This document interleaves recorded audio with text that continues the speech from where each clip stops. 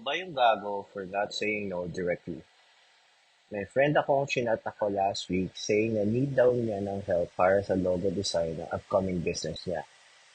I asked kung urgent ba since fully loaded ako this month. And kung urgent, hindi ko talaga siya kaya. Sabi niya madali lang naman daw and need lang ng konting help ko. So kinlarify ko kung ako ba magle-layout or tutulungan ko lang siya. Sabi niya ako daw. Di na ako nag-reply since sinasabi ko naman na busy talaga ako. Now, our common friend called me tapos sinabihan ako need talaga nila ng help and ASAP daw since mag-o-open na sila. Sinabi ko busy ako, may tatapusin pa sa work, ganon. Tinry ko din hulihin if magbabayad ba sila pero sinabihan lang ako nagmamadali lang naman yun. Parang napaha ako so I'm now looking for reasons na hindi ko sila ma-meet until sa opening nila. Ako ba yung gago for saying no directly? Um, no and yes.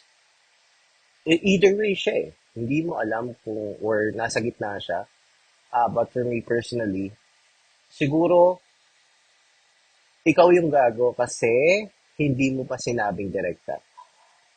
I think common yan sa atin or common yan as people na saying no has a negative implication or yung notion ng tao is pag sinabi mong no is mali ka.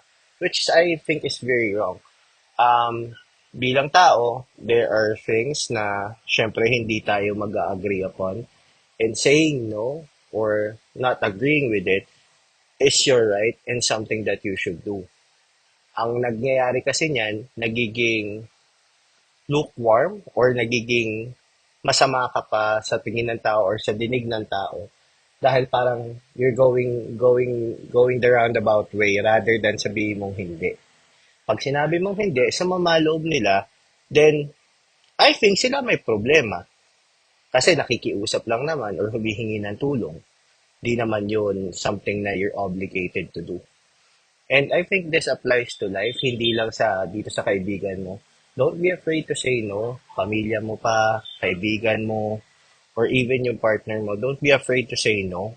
And I learned that the hard way. Hindi ako nagno-no dati.